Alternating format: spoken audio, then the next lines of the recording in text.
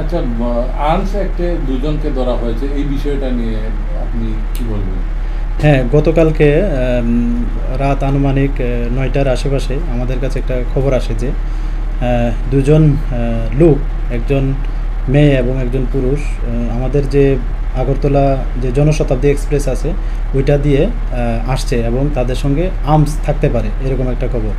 তো সোর্সের যে কনফিডেন্স আমাদেরও মানে এটা সত্যি মনে হলো। তারপর আমরা জিআরপি থানার পুলিশ অফিসার স্টাফ যারাই আছেন এবং আমাদের যারা গোয়েন্দা বিভাগে আছেন, আমরা সবাই মিলে সবগুলা যে প্ল্যাটফর্ম আছে আমাদের Agartala rail station 1 number 2 number 3 number সবগুলাতেই বেসিক্যালি ওই মানে এই যে জনশতাব্দী ট্রেনটা এটা 3 নাম্বার প্ল্যাটফর্মে আসার কথা। তারপরে আমরা সর্বত্র ছড়িয়ে পড়ি, যেখান থেকে মানে মানুষ বা প্যাসেঞ্জার যারা রেল স্টেশন থেকে এক্সিট হয় এই সব এক্সিট পয়েন্টগুলো আমরা চক আউট করে আমরা সাদা পোশাকে আমরা সবাই অ্যাম্বুশ পেশে বসে আছি। তার সেম যখন রাত প্রায় আনুমানিক 10:30টার সময় সেই জনশতাব্দী ট্রেনটা এসে পৌঁছলো 3 নাম্বার প্ল্যাটফর্মে, তখন আমরা অবজার্ভ করলাম যে দুটা মানে একটা মেয়ে এবং একটা ছেলে খুব স্পিডে যে ফ্লাইওভার আছে ওদিকে যাওয়ার চেষ্টা করছে। তো তাদের যে স্পিড প্লাস তাদের যে বডি ল্যাঙ্গুয়েজ দেখে আমাদের সন্দেহ হয় যে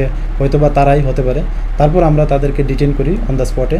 তো অন দ্য স্পটে যখন ডিটেন করি তাদের জিজ্ঞেস করলাম বাড়ি কোথায় বা কোথা থেকে আসছে বা কী তাদের কি আইডেন্টিটি। তখন তারা সবগুলো মানে প্রশ্নের উত্তর দিতে পারছিল না এবং এলোমেলোভাবে বলছে।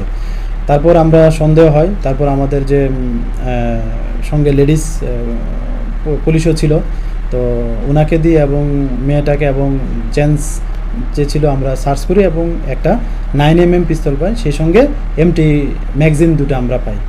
তো তারপর আমাদের যারা সিনিয়র অথরিটি আছে ওনাদেরকে জানালাম, তারপর আমাদের থানায় নিয়ে আসলাম। তো এই নিয়ে আমরা একটা আইপিসি এবং আর্মস অ্যাক্টে আমাদের জিআরপি থানাতে একটা মামলা গ্রহণ করি গতকাল রাতেই। তো আজকে তাদের পুলিশ রিমান্ডে আমাদের যে মহামান্য আদালত আছে তাদের পাঠানো হচ্ছে। নাম কি এবং কোথা থেকে আসছিল প্রাথমিক জিজ্ঞাসাবাদে কি জানিয়েছে? আচ্ছা, তাদের নাম জিজ্ঞাসা করলে যে ছেলে উনি বলছেন ওনার নাম করণ দেববর্মা, উনি খোয়াই ডিস্ট্রিক্টের বাড়ি আমাদের ত্রিপুরাতে। আর মেয়েটার নাম হলো প্রিয়া দেববর্মা, ওর বাড়িও খোয়াই ডিস্ট্রিক্টে।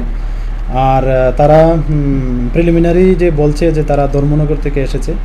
তো আমরা ওই বিষয়গুলো দেখছি যে তারা এক্সাক্ট কোথা থেকে এসেছে বা কোথায় মানে তাদের ডেস্টিনেশন, এগুলো আমরা একে একে আমরা দেখছি। পিস্তলটা কোথায় নিয়ে যাচ্ছিল এবং না এখনো পর্যন্ত এটা বলছে না ঠিকভাবে। তো আমরা এটা দেখছি, নিশ্চয়ই একটা ডেস্টিনেশন থাকবে। তো আমরা এটা অবশ্যই আমরা ওই ডেস্টিনেশনে পৌঁছতে পারবো। কতদিনের রিমান্ড চেয়েছেন? আমরা 5 দিনের পুলিশ রিমান্ড চেয়েছি।